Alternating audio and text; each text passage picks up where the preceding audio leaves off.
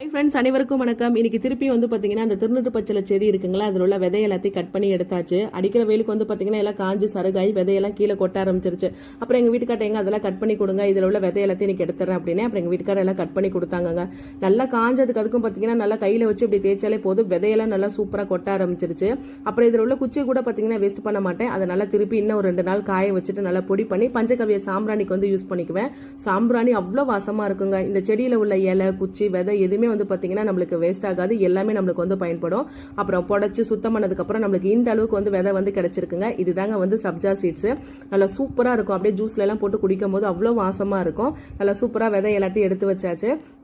அப்புறம் இன்னைக்கு வந்து பாத்தீங்கன்னா எங்க செடியில வந்து முதல் அறுவடை அப்படின்னு வந்து சொல்ல முடியாது, 2ஆம் அறுவடை அப்படின்னு தாங்க வந்து சொல்லணும்.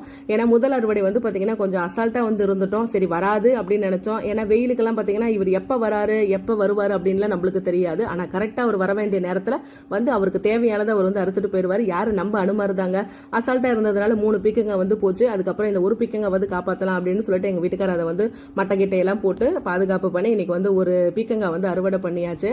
அப்புறம் ஹரிணி வந்து பாத்தீங்கன்னா இனிப்பு உளுந்த வடை தான் வேணும்னு சொல்லி கேட்டிருந்தாலா, அதுதான் செய்யலாம் அப்படின்னு சொல்லிட்டு உளுத்தம் பருப்புலாம் ஊற வச்சிருந்தாங்க. ஏதோ ஒரு ஞாபகத்துல வந்து பாத்தீங்கன்னா அதுல இஞ்சி பச்சை மிளகாய் எல்லாம் போட்டு அரைச்சு போட்டேன். அம்மா நான் இனிப்பு உளுந்த வடை கேட்டா நீங்க கார உளுந்த வடை செஞ்சுட்டீங்களா அப்படின்னா, சரி சாரிடா இன்னும் 2 நாள் கழிச்சு உனக்கு இனிப்பு உளுந்த வடை செஞ்சு தரேன் அப்படின்னு அவளும் ஓகேன்னு சொல்லிட்டு அப்புறம் அதே வந்து சாப்பிட்டாங்க. அப்புறம் ஒரு பீக்கங்கா தான் இருந்துச்சு, அதை என்னடா பண்றது அப்படின்னு சொல்லி பார்த்துட்டே இருந்தேன். அதுல கொஞ்சம் துவரம் பருப்பு 2 பெரிய வெங்காயம் எல்லாம் போட்டு எல்லாத்துக்கும் வர மாதிரி சூப்பரா வந்து பீக்கங்கா வந்து ஒரு பொரியல் பண்ணியாச்சுங்க.